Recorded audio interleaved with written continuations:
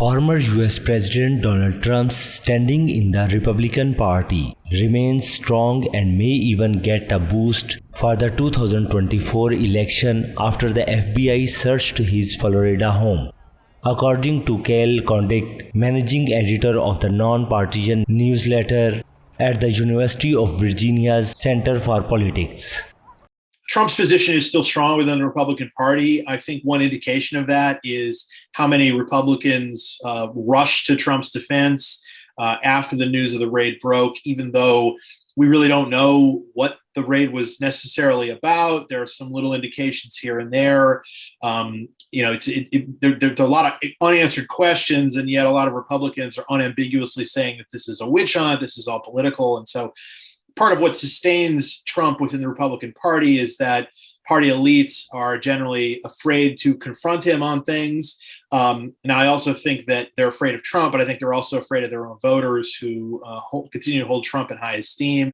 I think so much of Trump's popularity and strength in the Republican Party is simply having the right enemies from the Republican perspective. And so, the media, the FBI, these are all groups that a lot of Republicans don't trust anymore, and are on the wrong side of Trump. And so it's this almost this kind of negative partisanship in which Republican support for Trump is sustained in part because of who Trump's enemies are. Trump on Tuesday tried to turn the FBI search of his club in Palm Beach to his benefit, citing the investigation in text messages and emails soliciting political donations from his supporters. A friend of mine recently said that I was the most persecuted person in the history of our country. And then I thought about it, because I didn't have time to think much because I'm always being persecuted. And I felt, he may very well be right. What a terrible thing. Kondik said Trump has the advantage of being able to shape the narrative about the search, since the FBI and Department of Justice tend to stay tight-lipped about their investigations. Well, look, Trump is great at playing the victim. And again, Trump is going to be able to say more about this and frame this in ways that I don't think the FBI necessarily will.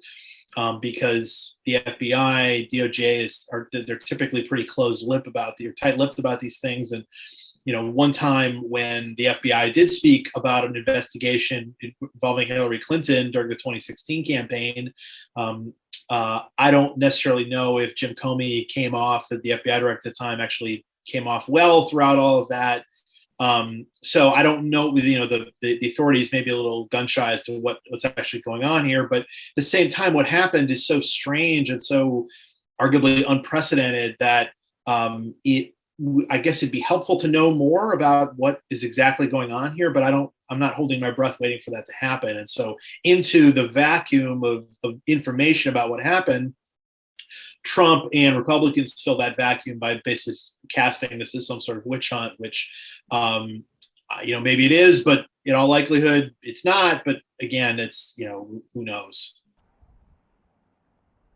Kondik added that Republicans may ultimately decide that Trump's legal baggage is too great to carry him to victory in 2024. It's not like Donald Trump's electoral record is like Ronald Reagan's or Franklin Roosevelt's or even Richard Nixon's. Nixon, there's a lot of Nixon comparisons in the news. This was right around the time 48 years ago that Nixon resigned. But, Trump is not, I think he's maybe a little overrated as a presidential candidate, even though I think he probably forced some changes to the electorate that on balance have helped Republicans. But, Republicans might be better off if they could, have a different candidate who nonetheless was able to exploit some of the changes that Trump made to the electorate. And, in a Republican primary setting, the baggage may not matter all that much. In a general election setting, I think the baggage probably does still matter, and Trump is probably weaker now than he was in 2020.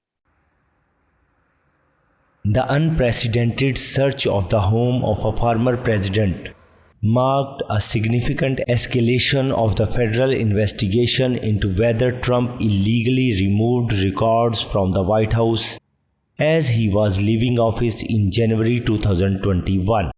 Trump continues to publicly flirt with running again for president in 2024, but has not said clearly whether he will do so. This is the year we're going to take back the House. We're going to take back the Senate. We're going to take back America. And in 2024, most importantly, we are going to take back our beautiful, magnificent White House.